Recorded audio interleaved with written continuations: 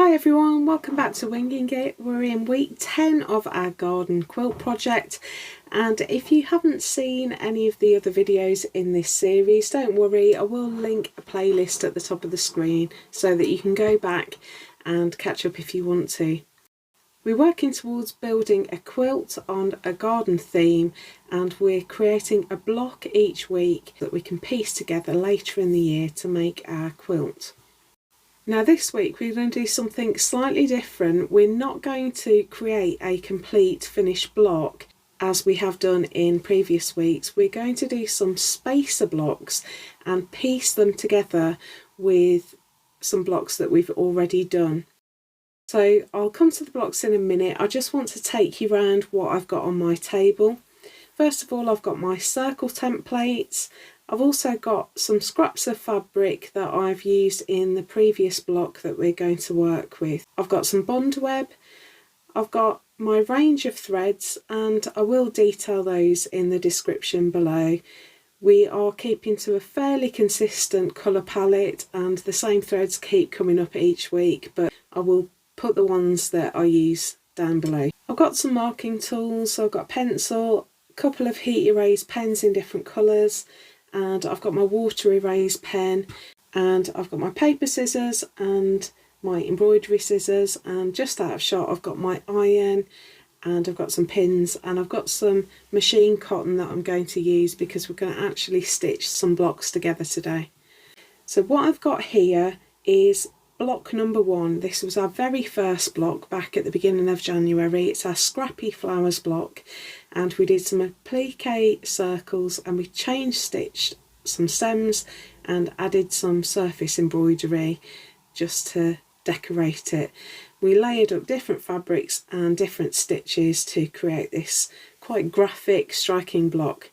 This is the first block that we're going to work with, and we're going to pair this horizontally by putting a second block at the side. So we're going to piece these two together, but we're going to decorate our block on the left before we do that. So the first thing I want to do is mark my seam allowances. I've got my little quilting ruler here. This has got a grid on it with 5mm spaces between each of the grid lines. So if I line up my 1cm line with the edge of the block, that gives me my 1cm seam allowance. So I can just sketch that in with my heat erase pen, and that gives me a line to work with. Now I want to make sure that this block is going to end up at 18cm wide, so rather than just taking a centimetre in from the right hand side, I'm actually going to measure 18cm from that first line, and that will allow for any imperfections in cutting and will keep our blocks a totally consistent size. So although some of our seams might be slightly narrower, it will just make sure that the finished quilt has matching corners and everything looks even. I'm just going to mark it on the back as well because I'm going to stitch these together face to face, and I am just going to mark the relevant seam allowance on my red block just to make sure that I can see that as well. I'm going to add some embroidered detail, so I'm just going to mark a line to guide me so that I'm stitching kind of straight. I'm going to allow for a 1cm seam allowance at the bottom of the block, and I'm going to put another mark 4cm beyond that. So I've got a 1cm seam allowance and then 4cm above that, and I'm just going to sketch in that line just to keep me roughly straight as I'm stitching across the block.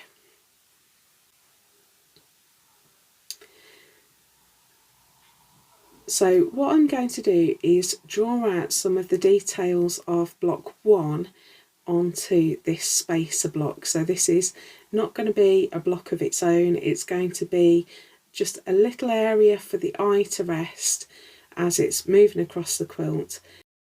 So I've just picked out some threads that I've used in block 1. So I've got my blue, my yellow, the green that I used for the stem and a white as well, just that I'm picking out from the white dots on the red and the white stripes on the yellow. And I thought it might be nice to echo those long-tailed detached chain stitches that were used around the flower. So I'm just going to stitch some of these along that line so that I am picking up some of the motifs from block 1 on this spacer block. So to create one of these stitches, we bring our needle through to the surface of the fabric, and we're going to take the needle back down at the same point where the thread came out. Then I'm going to bring my needle up a little way further down, making sure that the loop is wrapped around the needle. So the needle comes up inside that loop, and when I pull my needle through, that loop is caught on the working thread and pulls into this little teardrop shape. Then I can add a straight stitch coming a bit further away from that, and that creates the long tail. So now I'm going to come down to the next nearest dot, and I want these to be at different angles, almost like dandelion seeds blowing away, so they look a little bit haphazard and a little bit random. So again, I'm bringing my needle through from the back, taking it back down in the same spot to create my loop, and then I come up inside that loop and pull through so that the loop catches and forms a teardrop, and then I add my long tail. And so I'm just going to work my way along. I've got 2 strands of blue here, and I'm just going to add in some of those quite spaced out because I'm going to bring in some other colours as well.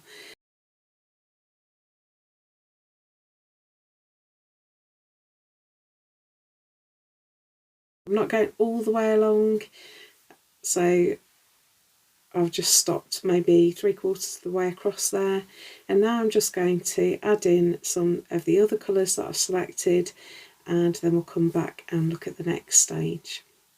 So I wanted to create an echo of those circles that we've got on the right hand side, and so I'm just going to cut out some circles from Bondaweb. I want a slightly smaller one than I've done, and I've cut out a circle in the blue floral fabric that I use, and I've used the backing fabric from the right hand side as my second circle.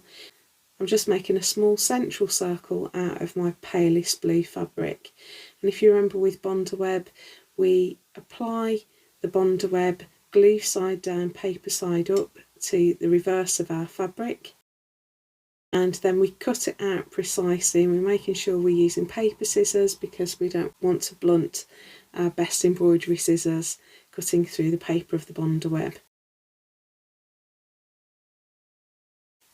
Then we can peel off the backing.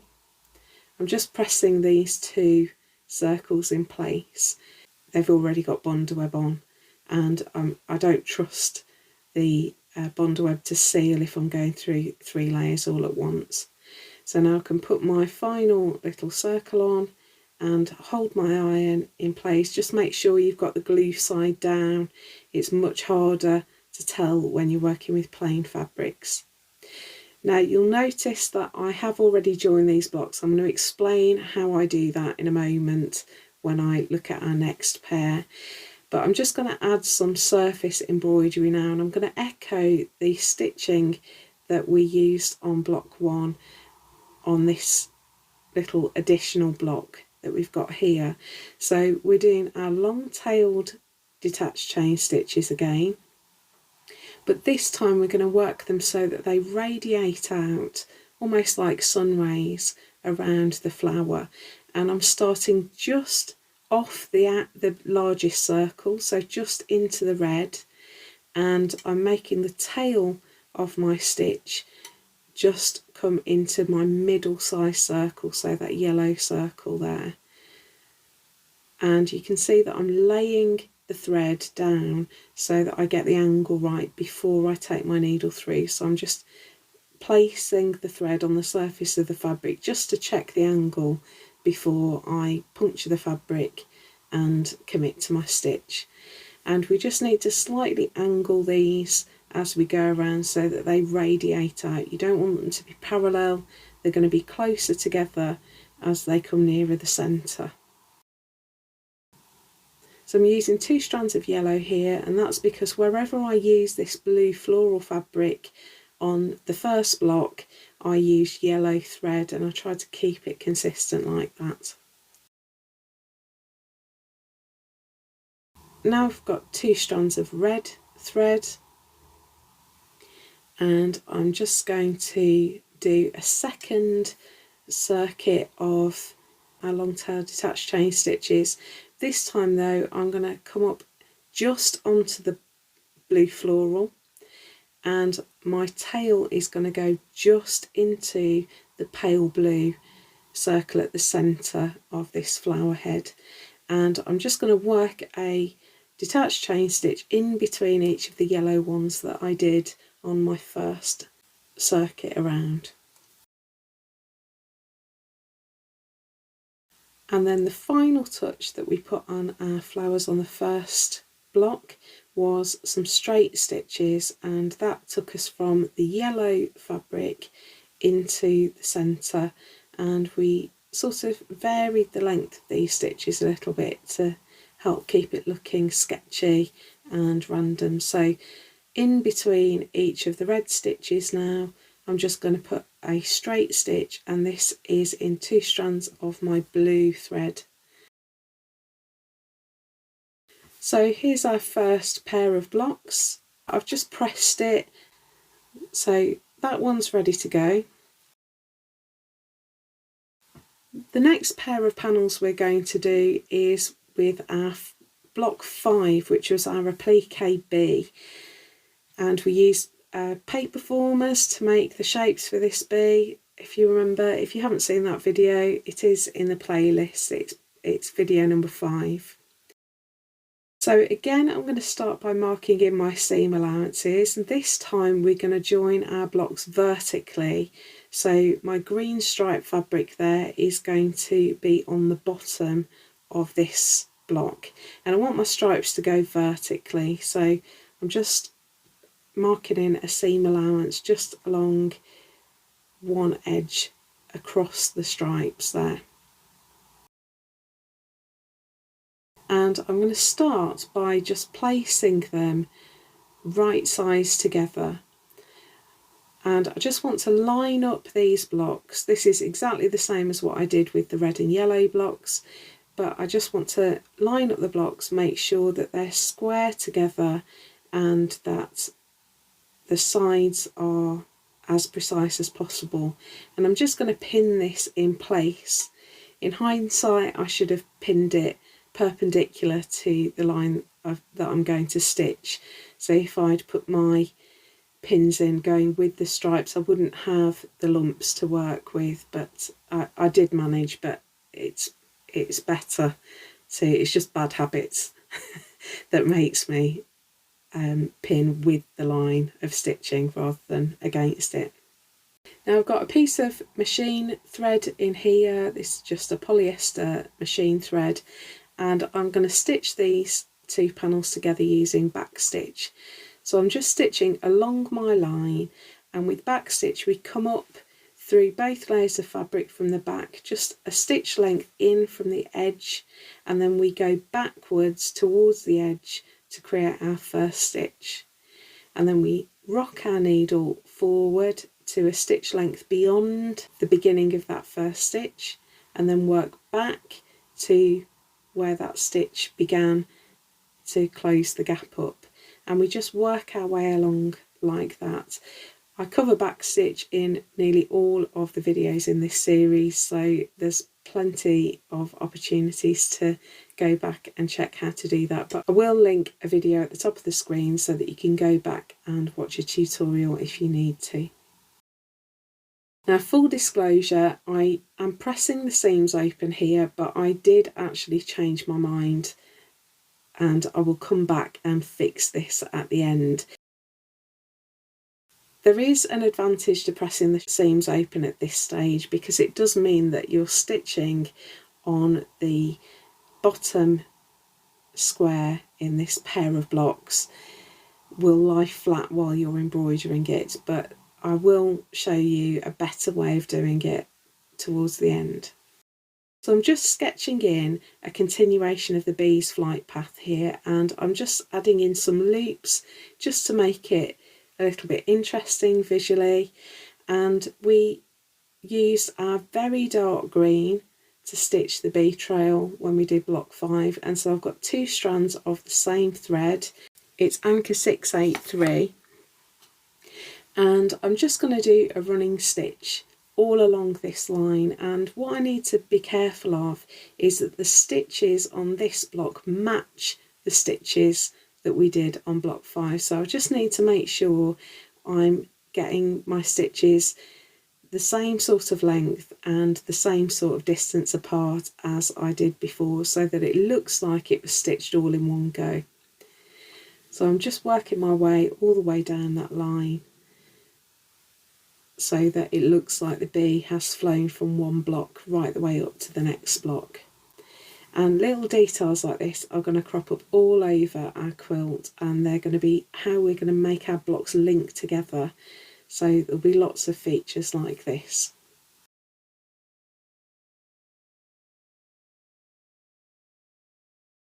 So just finished off my thread there, and I just want to press it just to get rid of my heat erase pen marks. That's going to help me get a sense of how the block's looking.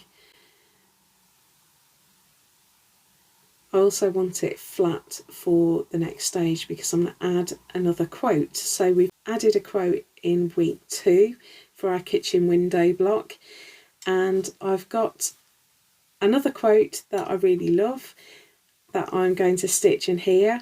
And the quote reads, "A place I find myself when I need to lose myself." And it's a quote from Alice Sebold, who is a writer. She wrote The Lovely Bones. I don't know if you've come across that book. It's also a film worth a watch. It's quite harrowing, but definitely worth a read. And I've put in my first letter there. Now these quotes, I'm using my own handwriting. You could print it out and trace it if you're not confident, but I do want this quilt to be a reflection of me. So I'm going to try and put my own handwriting in. And I'm going to stitch this with whipped back stitch. So I'm just stitching again. I'm still working in that dark green thread that we used for the flight path. And the first stage is to back stitch around the lines that form the letters. So I've just got my letter P here, I've stitched up the long stem, and then I've come up on the curve of the P, and I'm stitching that almost separately. So I'm just working my way around there, keeping my stitches fairly short. And then when you get to the end of the line, I'm going to go back to the beginning of that stitch so that I'm tucked right up against the long stem of the P. And this time we're not going to actually go through the fabric, we're going to slide our needle underneath each stitch. So we're not passing through the fabric, we're just passing under the stitches that we've just put in place. And I'm going to make sure that I'm going from outside to inside on every stitch of the curve. It's quite tricky to keep track when you're stitching curves. So rather than thinking about it as left to right, think about it as inside to outside or outside to inside, but whichever one you choose, you need to keep to the same direction every stitch.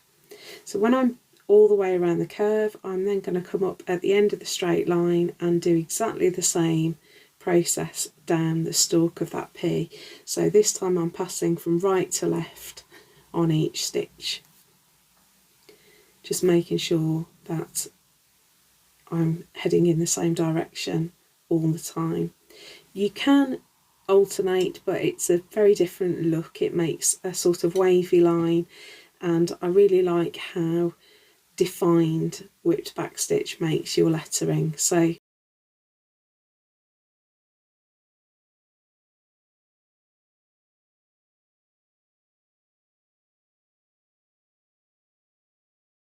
So I'm just going to put the rest of that lettering in place, and then we'll come back and look at the next stage. So I said that I changed my mind about the way I pressed my seams. So I'm just going to give this one a press. I've just got our first pair of blocks back here. I'm just going to give it a press to make sure it's totally flat.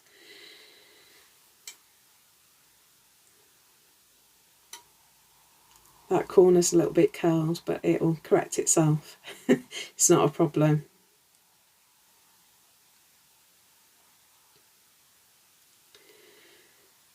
So what we're going to do, instead of pressing our seams open, what I'm going to do is press them to one side. I want to press over to whichever block is darkest. So here I've got a light coloured block and a darker block.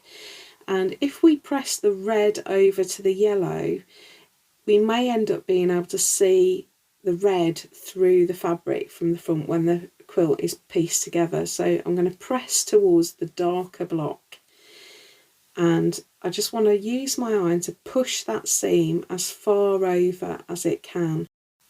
Now you can choose to leave your seams open. There's nothing wrong with that, but it does affect some of your choices later on. I'm just going to press it again from the front, and then I'll explain to you why we're doing it this way. When we come to put our quilt together, we're going to make a sandwich of our quilt topper, which is all the blocks that we're making.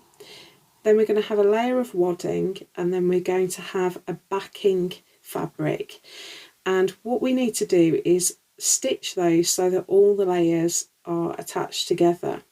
Now, if we press our seams open, if we stitch in between these two blocks, we won't actually be catching any fabric with our thread. All we'll be doing is catching the stitches that join these blocks together. It's called stitching in the ditch, and so if we press our seams to one side or the other, when we stitch in the ditch, we will actually be stitching through fabric. That will make our quilting much more robust and much stronger. So now on this block, I've sort of scuppered myself because I pressed my seams open and stitched through that seam. So that stripy seam is stitched down now, but it doesn't matter too much because these are both kind of mid-tone colours. And so what we're going to do here is just press the seams back onto the striped panel. If you don't want to quilt in between the blocks, there are alternatives. You could actually stitch sort of tram lines either side, and that will allow you to press your seams open, and then you can stitch either side of that block, the join between the two blocks. You can create sort of tram lines. That makes a lovely grid pattern on your quilt. So that's up to you, that's personal choice, but I think I'm going to want to stitch in the ditch, and so I'm pressing my seams to the side so that I get a really secure quilting when we get to that stage. So I'm giving that a press to get rid of all of my lines. So here's our vertical pair of blocks. We've extended the bee's flight path, and we've added in our second garden quote that is going to add to our selection of quotes across our quilt. And then we've got our horizontal pair of blocks, which is our Scrappy Flowers. I realise, looking at it after I finished it, that I think that extra flower head there needs a stem and maybe a leaf, and I may or may not add that at a later date. So I hope you've enjoyed this video. I hope you've learnt something a bit different this week, but lots of techniques that we've covered that are helping us along our quilting journey. Do share your paired blocks at #FSH23quilt, and so that we can see all of them together, you can also add #FSH23quilt10. That will allow us to see all of the blocks from this week together. If you have enjoyed this video, please do give us a like. so that other people can find our videos. We really appreciate it. If you want to do some similar work with textiles and stitch, I will link a video down here. I'll put a video up here that's best for you. If you'd like to subscribe, we post videos like this every week and we'd love to have you as part of our community. You can click on our logo down here and it makes it really easy for you. Have a great week, enjoy stitching your blocks together, and I will see you in the next video. Bye!